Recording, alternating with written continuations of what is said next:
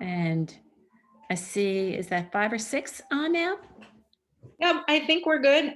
We had one that did not get a chance to register yet, so we might not see her today. All right, and I see Julie is on. Julie is saying hello to everybody. And who else do we have on today? We have Kelly and Rachel. Kelly and Rachel. Well, fabulous. And hello to everybody. And I know Julie has been a frequent visitor to our roundtables, but pleased to have both Kelly and Rachel with us today. And today's topic has been vision, innovation, and creativity. Now, Karen Conrad, who is executive coach, who has been teaming up with me on these programs, unfortunately, she had a family emergency and was called away, but my very able COO, Kate Meacham, has agreed to be on. Kate is also a coach and has been an integral part of putting together the information on all of these programs. So let me just kind of delve right into it and see if we can have a very lively conversation about vision. So I guess when I start thinking about vision, I think of vision on two perspectives. Number one is a company's vision, and the other side is your personal vision, which really goes to the personal brand side of it. I'd love to hear from everybody on what do you think. So first of all, I'd like you to think about your company's vision and maybe take a couple seconds and write down that vision.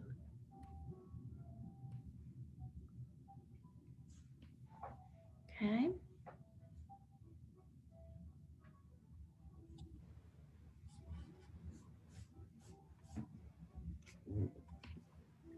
And Julie, I'm going to call on people to have the vision shared a little bit.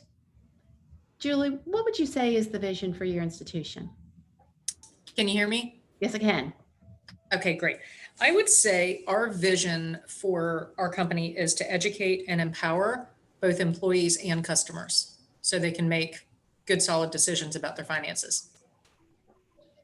All right, I love that one. Kelly, how about you? Ours is reinventing rehabilitation for a life beyond limits. Oh, I like that. And Rachel? Hi. Yes, at River District Consulting, our tagline is literally strategy for organizations doing good and being kind.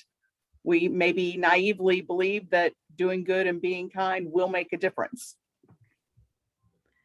So I love it. So there's an article called 10 Steps to Creating a Compelling Vision for Business. It's written by a gentleman by the name of John Zinkin, Zinkin, and we'll send this out to all of you afterwards. It was published in a document called Leader Economics on September 20th.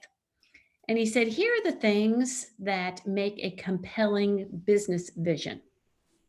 Number one is that it be distinctive, that it engage both employees' hearts and minds, that it connect to individual employees' values and purpose in life, that it provides tangible, emotional, specific measures of success, that it provides a clear line of sight between the vision and employees' day-to-day responsibilities.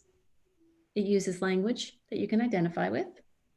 It differentiates between obstacles and objections. It encourages speaking truth to power. And it follows up on progress and takes corrective action before it's too late. So, Kate, I'm going to put you on the spot. What would you say is the vision of Let's Consult? I think that the vision of Let's Consult is to help businesses with their profitability, sustainability, and corporate responsibility, while also having the passion to empower women to hit C-suite and corporate board positions and level up. And level up, I love it. So I'd like to ask each person how you would evaluate with the criteria that I just read off. How strong do you feel your business vision is at this point? What do you like about your business vision? And is there something that you think you can influence on maybe changing it a little bit? Rachel? I'm sitting here trying to process that, and I think I like our vision.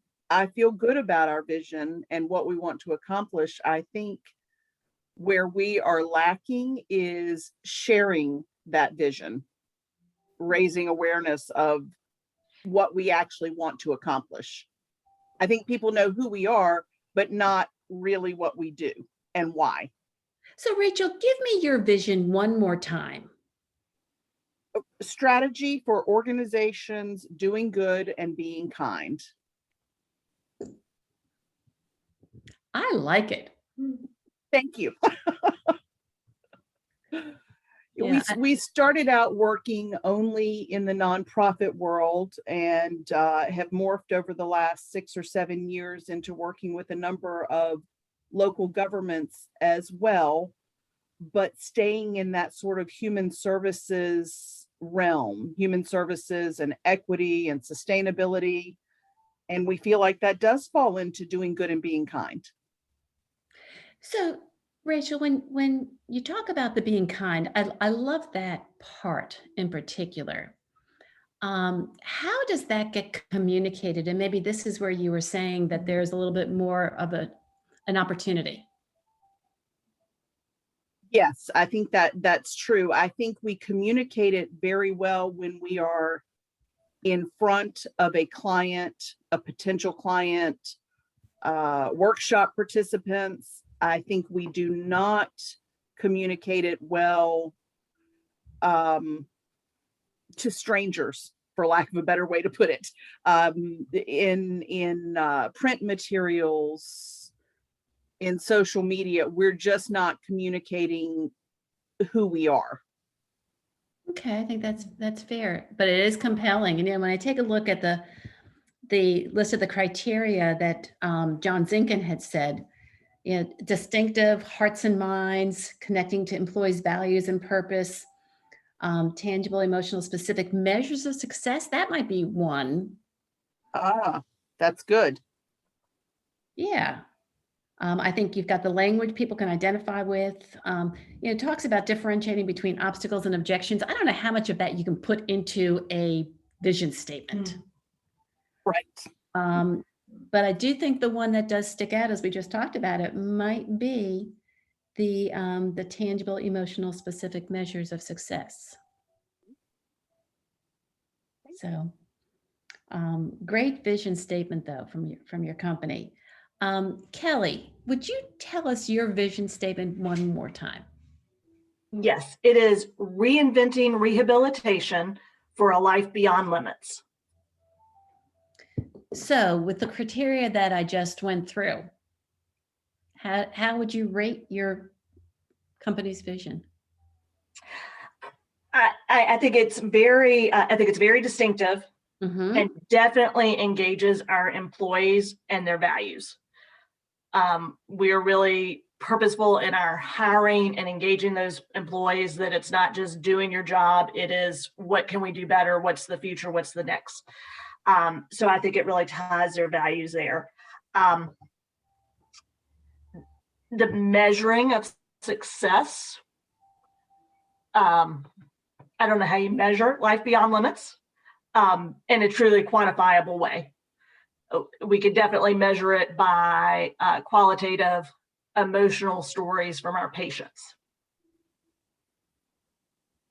And I can't remember what the rest of I've got distinctive hearts and minds, employees and values. Yeah, line of sight between vision and day-to-day responsibilities. Mm.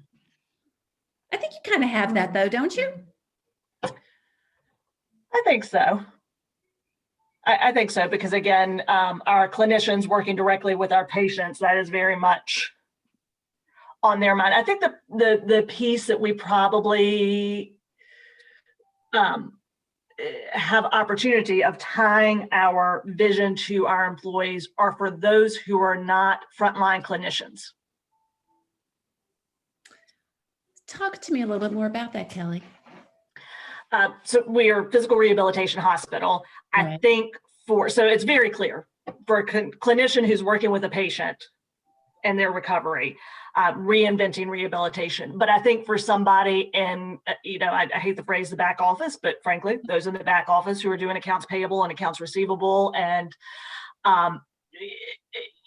human resources, maybe not so much human resources, but some of those back office, even for our call center folks, how do we tie their day-to-day responsibilities to reinventing rehabilitation? I don't know that we do a good job of tying that. Do you have any programs that try that?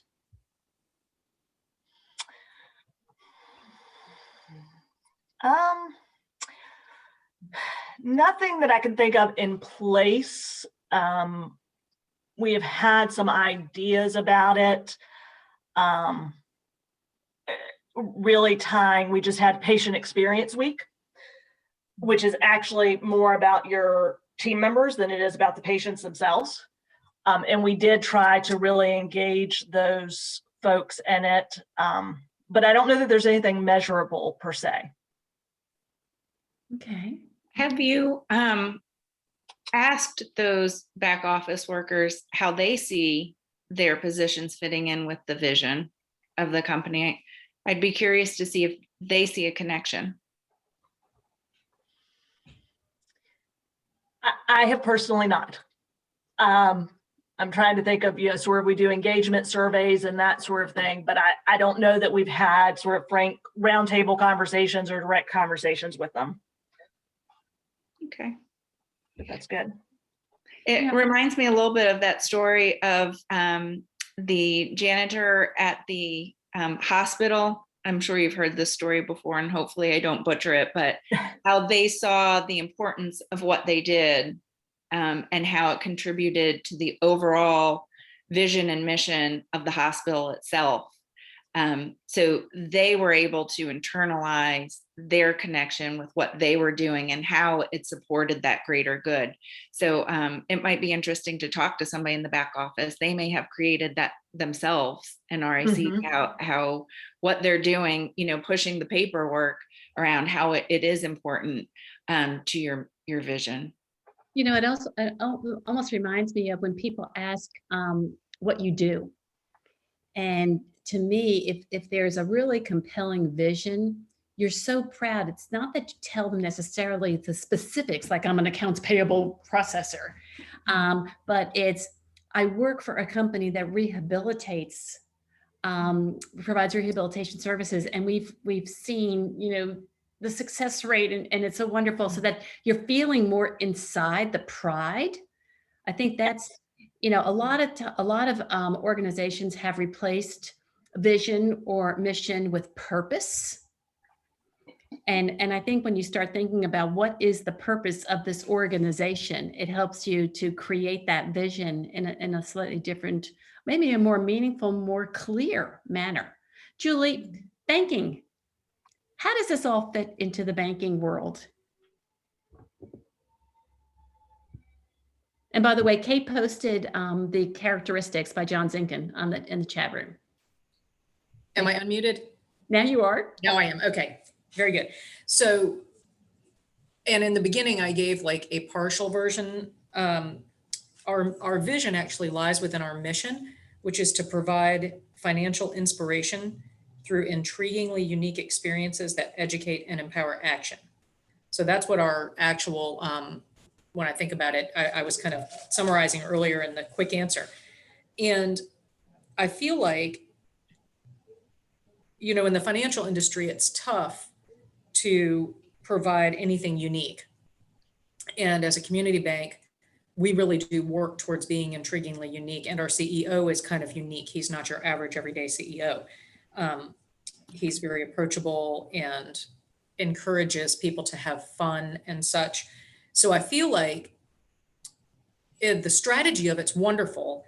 And there are pockets where we really do reach those characteristics where I'm looking at the list now, we do engage both employees' hearts and minds when the particular line of business or supervisor is living through that intriguingly unique experience that focuses on educating and empowering action.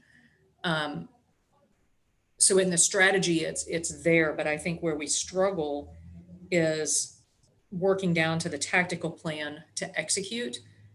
And again, that kind of goes back to each individual leader, I think, in the bank, because there are areas again, and I think our customers feel it probably more than our employees do. We do a good job of our external vision of we really care about our customers' values and the purpose in life as far as how they need to manage their finances so that they can achieve their goals. And in the banking world, of course, we have tangible measures of success based on the profitability of the branches and the numbers. Where we struggle is focusing less on that and focusing more on the day-to-day behaviors that connect to that individual employee and help them feel like they are valued and we want to help them achieve their purpose so that they can deliver that ultimately to the customer through an intriguingly unique experience. You know, I think, and Jill, you're taking me back to my banking days, and I'm thinking of so many times we've had discussions about vision and mission and purpose. And there was something that always resonated with me. And I think it comes back to the pride of why it is that you're doing what you do. So we're going to talk about personal vision in a second. But, you know, I became so comfortable particularly when there were financial stresses in the economy and people were attacking bankers and telling bankers that they were bad people.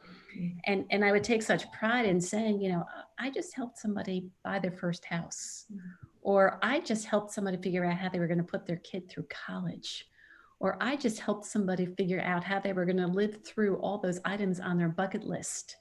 And we did that, you know, by being great financial advisors and helping people think through how you get to that end goal.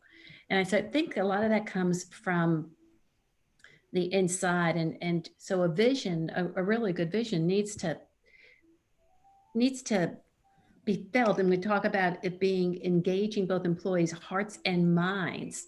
That's probably the one that kind of jumped off to me. So I'm going to kind of turn the tables a little bit and ask everybody, you know, first of all, I think there's in Jim Collins' book, Good to Great, he talks about, and I wish I had it with me, I just thought of it as we were talking about it, but at the end, there's this great saying in it where he talks about the most satisfying thing is to live a meaningful life with purpose and impact.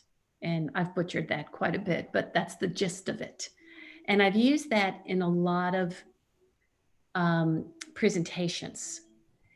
So I guess my question is, have you ever thought about creating your own personal vision? What it is that you want to stand out in business, because you know, business and personal, but since this is a business conversation, we'll kind of focus, how do you marry the two? Because I think the two do go together. I think your personal business vision should reflect your values. So does anybody on the phone have a personal vision? Because I want to talk about how you create one. Julie, you raised your hand. Yes. Can you hear me? Yep. Okay. So I actually do have a personal vision that I have revisited over the years. My first career was I owned a retail custom picture framing shop and art gallery. So I was 25 when I started that, and I ran it for 17 years. So I was constantly looking at my purpose and my mission and vision in life as well as in business because it was so intertwined. And I've come to the conclusion that my purpose really is to help people succeed at whatever their venture is, whether it's through work or through teaching horseback riding lessons and creating confidence through doing that. So helping people grow and have access to the information they need to develop their skills, regardless of what they are, and help them feel that success and confidence. And I came to that through developing employees who worked for me and watching them grow. How I really, I love to watch people grow and succeed. Love it, Julie. Kelly, what about you? I do not have a personal vision. I would like to have one. And it just listening to Julie and her path, and the last thing she said about helping people achieve their goals, really resonates with me, because I think that's ultimately what I have always worked in the nonprofit world. So I have some very specific interest in that, and serving organizations that improve lives for others. But I also feel very strongly in developing my team members, and what goals they want to achieve, which may ultimately mean leaving work and going to another organization. And I encourage that and want that for them. But it strikes me, I had a conversation recently as we were doing some restructuring, and one of my team members said, well, Kelly, what do you want to do? And I went, that's a really good question. You know, I think that's a really tough question when you're in a corporate environment. And, you know, whether it be nonprofit or for-profit, we get so busy, I don't want to say following, but taking whatever the vision of the company is and leading it, that we do kind of forget about what do we want to do. Yes. So I think that's a very real challenge. How about you, Rachel? This is such an interesting question for me. And Julie, I loved everything that you've said. And I don't know if anyone realizes that Kelly and I are sisters. Okay. And that's why we sound just alike, and we're probably using the same facial expressions and hand expressions as we're talking. So Kelly can correct me if she disagrees, but I have a very hard time separating my corporate vision from my personal vision, because River District Consulting is me. You know, I created the company. Yes, I have a partner, an equal partner, but the company was my idea, my background working with nonprofits. Our office is in my home. This is who I am. And I think people see River District Consulting as my identity, or vice versa. And I'm okay with that. I'm not sure that's helping with personal growth.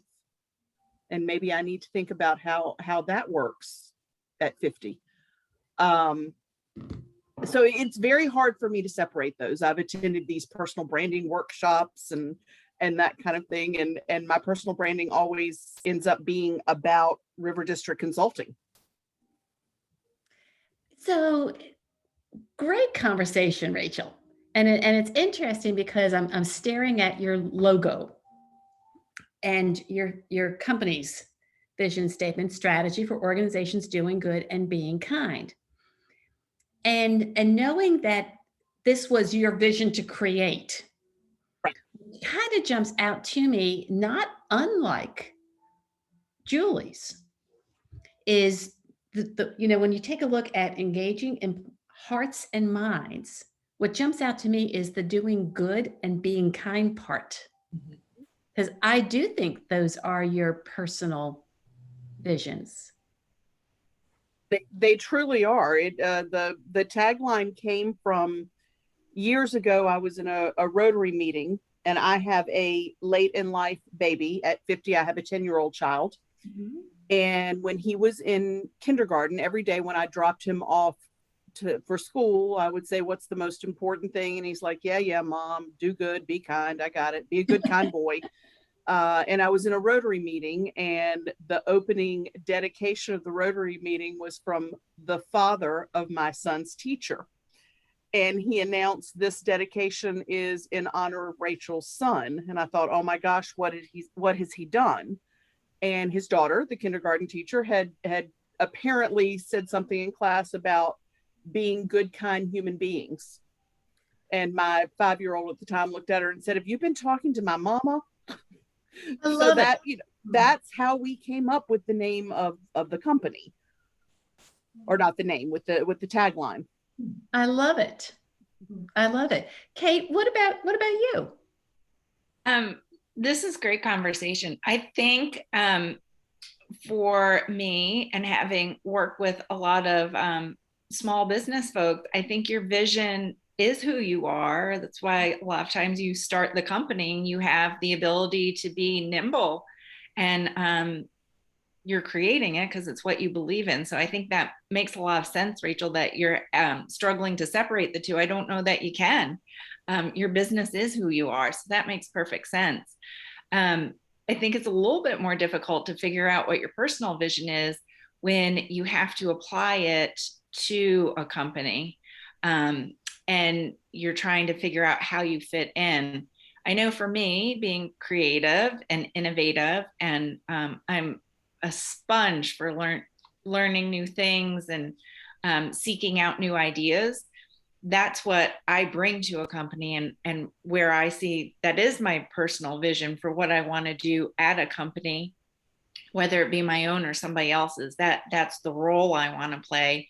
And I think how I can best be leveraged with my talents and where I'm happiest. So yeah. I love that. And Julie just sent to panelists and said, I believe that personal development begets professional development. And I have to believe that equally. It was interesting. I was thinking, in all my years of corporate America, and people would frequently ask me, what did I want? And it could come in major different ways that they would word it. But what I would always say, and I just now realized it, I guess it's always been my vision, which is I always wanted to make a difference. Mm-hmm. That's simple. I've at the end of the day, and maybe that's what somebody can put on my tombstone, is she really made a difference, and I'd be so happy with that. So Kelly, I think you probably do have a vision already. It's just really saying it more often and being able to articulate it. So again, there's another article in a book called Motivation Grid. It's actually a magazine. It tells how do you create a compelling vision for your own personal future. And they give 5 steps. They say, number 1, slow down. And that's one thing that I like about this conversation today, is because I almost feel like we're all slowing down just a little bit to have a conversation about this and realize the impact of it on who we are as individuals. Talks about clearing your mind, thinking big, getting focused, but most importantly, believing in yourself. And Rachel, when your 5-year-old mentioned the being kind, that came from a belief in who you are and the fact that you've been saying that. So my kudos to you on all of that. So vision, creativity, and innovation, they all kind of work together, because you have to free your mind to have some of these conversations with yourself. And I don't know about anybody else, but I'm big on having conversations with myself all the time. Now, sometimes they're positive, sometimes they're negative, and heaven forbid if somebody cuts me off because on the road as I'm driving, because I'm having one heck of a conversation with them and they don't know it. But with that said, that's just a New York thing. Since I grew up in New York, thank heavens, my phone is typically on mute. But I want to talk a little bit about innovation and creativity. I've been thinking so much about this topic on how do you inspire innovation and creativity? I am on the board of Activation Capital, and we talk so much about entrepreneurialism, and a great book that I'm reading right now is called Mindset.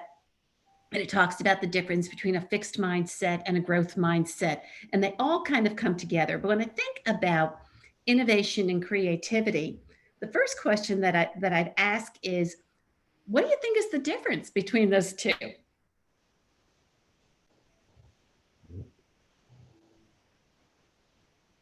Between creativity and innovation? Yeah.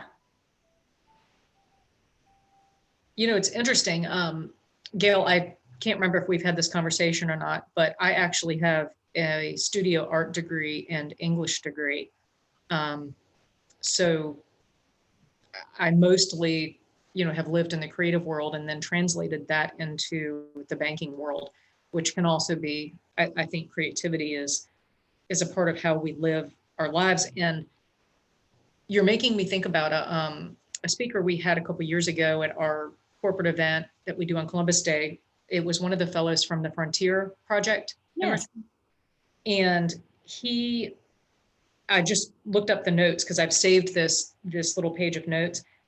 He talked about how you have to have clear eyes and full hearts in order to be creative, and that our lives are what our thoughts make it. We need to exist in the moment and notice the conversations in our head, which I think is interesting for what you just said about having conversations with ourselves, and how things occur to me is a choice. And notice the thoughts you're having, or they will end up having you. And you need to pay attention to the thoughts and make a conscious decision about your behavior. And then the questions to ask yourself and answer honestly when you're trying to be creative or innovative is, where am I stuck? And ask others around you if you don't know. And think about how the situation is occurring to me and what am I pretending not to know? But that we all need full hearts, which I think is what everybody kind of talked about with their purpose. And think about, what do I really want, and following your passion, which means suffering in Latin. So if you think about what are you willing to suffer for, that's when you start to get creative in allowing your brain to think and process honestly, I think, versus based on what our perceptions of the norms we should be following.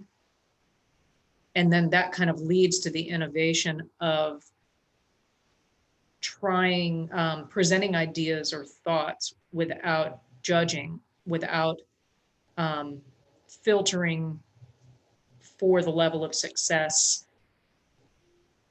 or how others are going to perceive that, I think is where, when we talk about creativity and innovation, I know that was a whole lot, but you struck a chord in me that made me pull those notes back up, because I look at those notes periodically. I love it, Julie. Kelly and Rachel, what do you think about that? I am processing that because I'm not an auditory learner. Okay. And I want to sit down with that speaker. Yeah. So He was amazing. I'll look up his name and send it to you. Oh, thank you. So I came across a definition, just Googling the other day, and it said the main difference between creativity and innovation is the focus. Creativity is about unleashing the potential of the mind to conceive new ideas. And those concepts could manifest themselves in any number of ways, but most often they become something that we can see, hear, smell, touch, or taste. Creative ideas can also be thought about as experiments with one's mind. So I guess the question that I would have on that is thinking about creativity. And again, I'm going to go back to all my years in banking. It was odd that probably the last 10 years in the banking world, we had many more conversations about creativity and innovation. And the innovation part really went more to the process improvement. Have you improved a product or a process? But the creativity is the unleashing, so you can think of how to do that, is the way that I think of those. I actually have a couple of ideas of things that have worked for me, but I'd love to hear, when you think about how do you unleash your mind to think of something different? What strategies, what techniques have you all tried that have worked for you?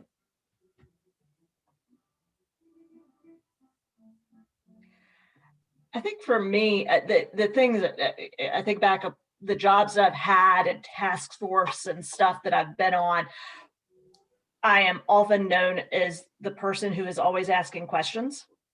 Uh-huh. And sometimes it's the question why, or sometimes it's a seemingly naive question because I'm sitting in a meeting with clinicians and I'm not a clinician, so I have to ask the question, what does that mean? And that's how I unleash my creativity. I don't think of myself, I'm not an artistic person in terms of that type of creativity, but I'm sort of constantly thinking about, well, why do we do something the way we do it? Right. Why can't we do it this way? Who made the rule that says we can't do it this way? Mm-hmm. And I think that's how I unleash my creativity. Kelly, something you said makes me laugh. I was thinking in the banking world, we would always talk about some of the best people that we brought in to roles were people who had no banking background. And we said that they would come in without any banking baggage. So they would just ask these questions. And it was like, gee, I don't really know what I'm doing, but let me ask this question anyway, because it just doesn't make sense to me. So I think that's a little bit of what you're saying. Yes. And this is I'll try to shorten the story, but I have a degree in biology. So that's my background with a minor in medieval and Renaissance studies. So quite a combination. But I had a biology professor for multiple high-level classes, and he always had essay questions on his exams. And this will age me a bit, but he would always talk about his Aunt Irene, who was in her 80s, who had heard something on Oprah. And you had to translate this biological process, very detailed, into a conversation with your 80-year-old aunt so that she could understand it. And that for me it's the biggest influence on what I do professionally, because I'm constantly translating what people do clinically, medically, whatever it is, taking it out of that jargon and putting it into language that, not dumbing it down, but putting it into a language that the rest of us can have a conversation about. And I think that's one of my skills. Impressive. Rachel, how about you? You've been quiet.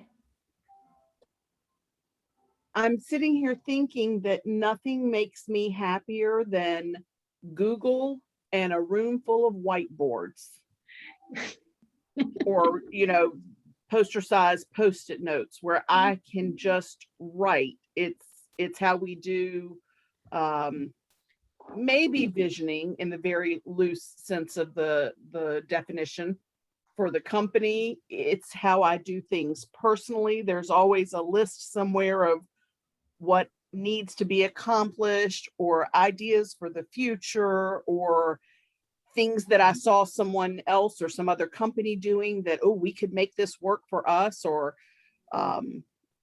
even yesterday I was Googling how to teach financial responsibility to my youngest child.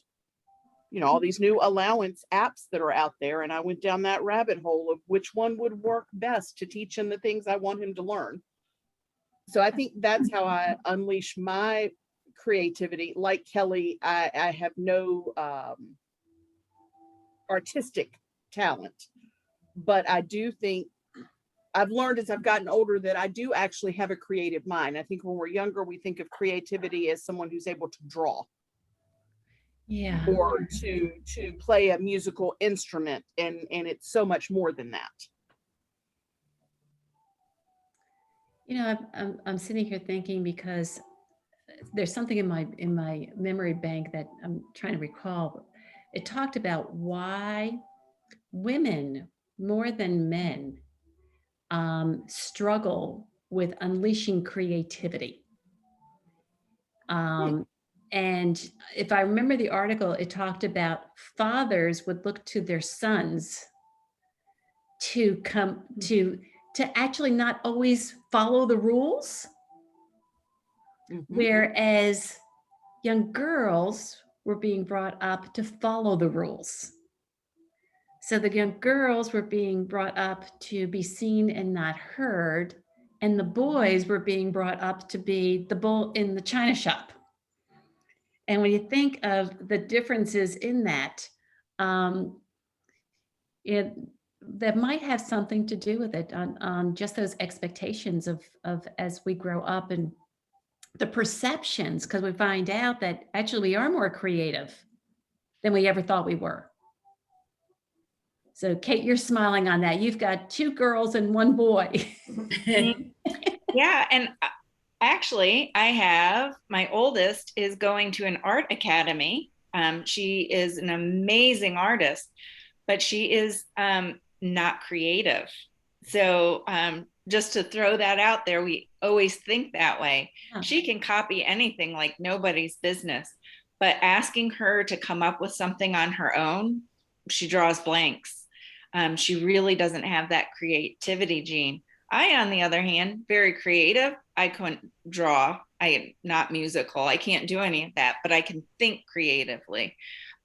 So pretty interesting. I think the innovation piece for me is kind of the application of the creativity to a problem.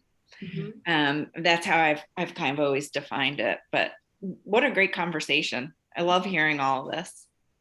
Julie, anything Yeah. you want to add? Yep. I have lots of thoughts going on. First of all, drawing is a technical skill. You learn that when you have an art degree. It's really more about math than creativity, and training your brain, which is a muscle, to put on paper what your eye sees. So you're absolutely right. The creativity actually doesn't lie in the technical creation of a piece of art. It's more in the ideas. And Rachel, I think I like to call what you were talking about as a brain dump, when you just put a bunch of information out there on those big Post-it notes, which I love too. Yeah. And I think, Gail, that what's funny is I wrote down my notes before you started talking about those societal norms that we're raised in. And I think that we are taught as women to censor ourselves a little more. Yeah. In our problem solving and our thinking. So true. For me, when I'm trying to be innovative or creative, which I also think of as problem solving, because even a blank canvas to me is a problem that I have to solve, is I have to remove my bias, which is really difficult to try to get rid of your unconscious bias, and really think about the paradigm of the other folks involved, whether it's a customer or a coworker or somebody I supervise or that I'm coaching, because I do coaching in my role at the bank. And think about the life experiences that shape our belief system, and how do we remove all of that and really think openly about solving a problem in an innovative way that can satisfy our personal or business purpose. So I think about all of those things. There's a author by the name of Julia Cameron who has a book on unleashing your creativity, a couple of books. But and the guy's name at Frontier Project is Chris Barras, Barras. Really interesting guy. So this is a wonderful conversation. This is right up my alley. Yeah. Julie, could you share that book that you just mentioned in the chat? The Julia Cameron? Yes. Mm-hmm. Let me look at the exact title, because I've read it. It's one of those books I've read probably 20 times in 20 years. It's a daily reader kind of, so yeah. I might be like putting my own name on it. That's okay. Just the author will be great. And a range of titles, I can figure it out. I could do the Google dump too. Yeah. I find this very interesting. And Gail, what you were saying about, boys and girls and how we're raised. And as Rachel said, we are siblings. So she can attest to, I am the rule follower in the family, which then translates to my work. And I think about where I am in my career and my vision and where I want to go. And my colleague, I don't refer to him as my boss, and he prefers it that way. And I do too. We're very much colleagues. And Gail, I think you know him, and we are a wonderful team together. But perception of others looking at us is that he always has the big vision, and he does. He has a wonderful big vision, and I tend to be perceived more as the person who gets things done. So I get pigeonholed sometimes, because in my mind I also am like I take a big vision, and I've learned to start asking questions, not to say making sure that people don't think I'm saying it's a bad idea, but I really am thinking about how I can get something done. So that's a great idea. How are we going to implement it? But what I really want to work on, and what I want people to know, is that I too have that big vision, and I can be creative, and I can be innovative, and I need to get out of his shadow in that. You know, Kelly, I think wow, this could be a topic that could be just an hour or more. Yeah. When you think of the dynamics, okay, one woman sitting around the table with 5 guys, and does not typically the woman feel not intimidated, but reluctant to share those ideas, you know, because there's this fear of like, well, is it a stupid idea? Is everybody going to shoot it down? Whereas the guys just shoot out these ideas all the time. So there's little things that happen with kids, which is the guys are the bull in the china shop, the daughter is supposed to follow the rules, that kind of carries through into corporate life in a lot of extent, you know, and when somebody asks a question, says, does anybody have an idea on something? It's typically, not always, particularly if any of us are in the room, it's probably not us, but typically it's the woman who waits for somebody else to throw out ideas. And it's typically her idea that she would have offered, but somebody else beat it to, and it's typically got, you know, so it's how do you unleash that and feel comfortable?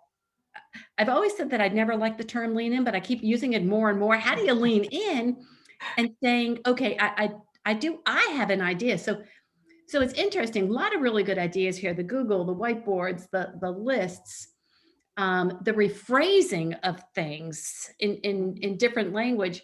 You know, a couple things that I've done that have been really helpful. First of all, I tried to strike the word "but" out of my vocabulary because somebody had told me decades ago that if the first word out of your mouth is "but," you stopped hearing what the other person was saying about 30 seconds earlier because you were framing your retort. So when you do that, what you stop thinking creatively because you're already going to that tactical response and you're framing it up subconsciously in your mind. So that's one thing. And if you haven't stricken the word "but" out of your vocabulary, I challenge you to do it because and maybe none of you did it the way that I did, but boy, I did it a lot. And I never realized I did it a lot until somebody pointed it out.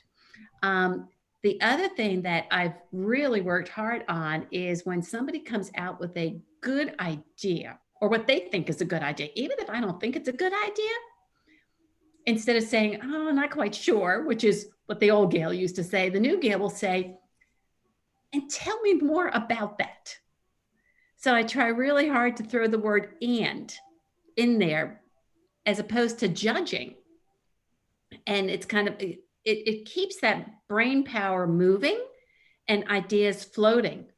The other thing that I do frequently, and this has been pointed out to me a lot, is I will just, if somebody asks a question, particularly, does anybody have an idea on how to do something, as an example, and nobody's saying something, I personally count to 10 in my mind, and then I just throw out I hate dead silence. But I've learned not to say it on second 1 or second 2 because sometimes it's the foot in the mouth problem. So I try to at least wait 10 seconds and then throw something out. And it could be something that's not valid or something that's not going to work, but it starts the creativity process. And when people came to realize that they can say, well, I don't think that's a good idea, GAIL, but what if we did this? It really starts that dialogue. And that's really worked. And the last one that I've really enjoyed using, again, when people make something or ask something and I'm kind of stifled, which means the creativity has stifled at that point in time. Many of you have probably read the book about the 5 whys. Mm-hmm. And I love asking why. And not just once, but twice. And I'm getting answers, but the more answers I'm getting, the more I'm thinking about those answers. And then it's okay, so kind of like an and or a what if. So those are just a couple of the techniques that I've used that have seemed to really, really work. Does anybody have any others that they want to throw out? I'll throw one out. I was in a workshop years ago, and I think this actually came from CarMax, if I'm not mistaken. It's a good idea, bad idea process where you have a problem. So I was in nonprofit, and we were at a nonprofit workshop. So our problem that we threw out was, how do we get more people signed up for our nonprofit trainings? And you sit there and you write all the different ways you can do it. And the point is, all the good ideas that make sense, that are logical, reasonable, come out first. And then you have this lull where you can't really think of anything. And then you start to think of things that are really bizarre, and you write those down as well. And then you take your list and you hand it to the person next to you. And in the next round, they start from the bottom at the bad ideas, and they start looking at that bad idea that's really out there and how could it actually work. And one that I remember off the top of my head was that instead of asking people to pay for the trainings, we would allow them to use Bitcoin. This is when Bitcoin first came out. I am killing myself that we didn't actually do that, because our nonprofit would have been really well off at this juncture had we allowed everybody to pay in Bitcoin for our trainings. But it was a really interesting way of looking at things from a different lens, and then looking at somebody else's idea with a different lens. So that was a fun activity. Like I said, I believe it came from CarMax, and it was good idea, bad idea. So does anybody have, I love it, Kate. Does anybody have any other examples of things that they have actually done in the workplace? Like a program?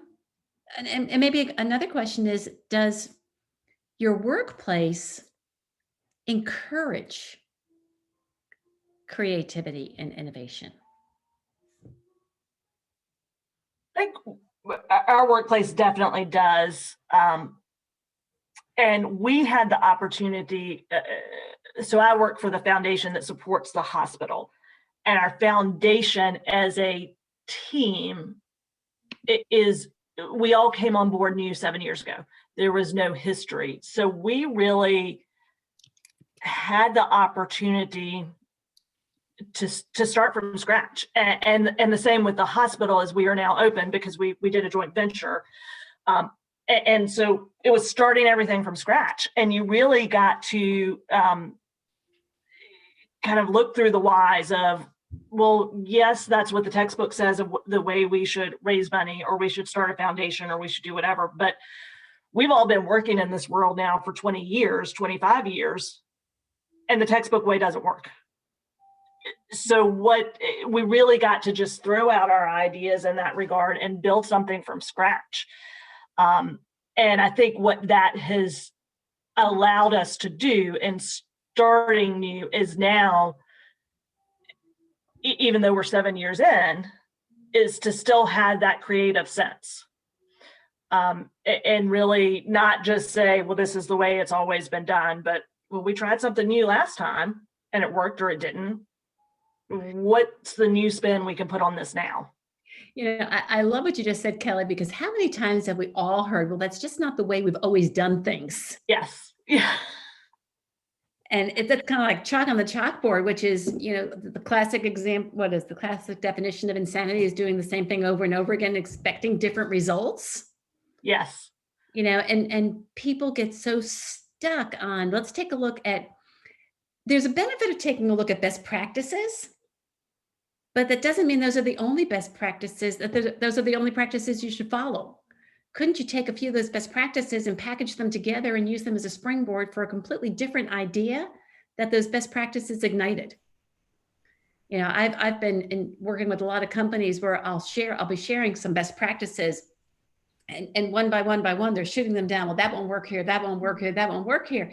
And my question is, I'm not saying these will work here, but can they inspire something that might work in your organization? So in the 6 minutes we have left, what I'd like you to think about is there something different that you could do using this information with innovation and creativity? How can you apply this conversation today? And I'll give you a second to think about that.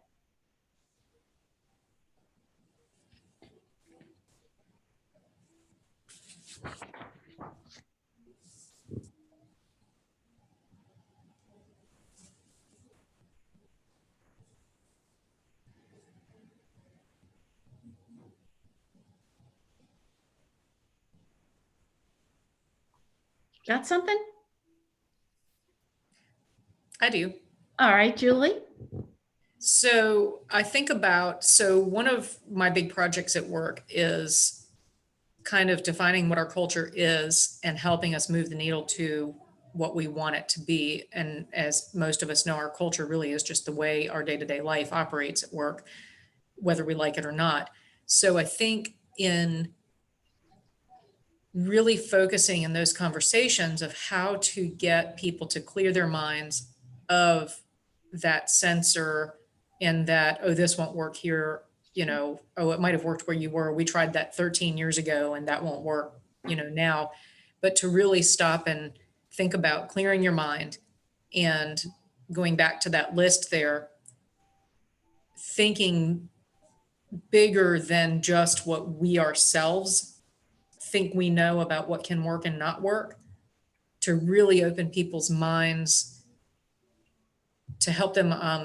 I think it's fear that probably holds people back from that creativity and innovation, much like anything else, and try to really get people to let go of that fear and have the no stupid idea rule more often, and see how we can weave in. I like how you said, you know, when somebody says, well, yeah, we tried that, that doesn't work here, but can it be a launching point for something else? Yeah. You know, I love the conversation about fear. We put far too much focus on successes over failures. Yes.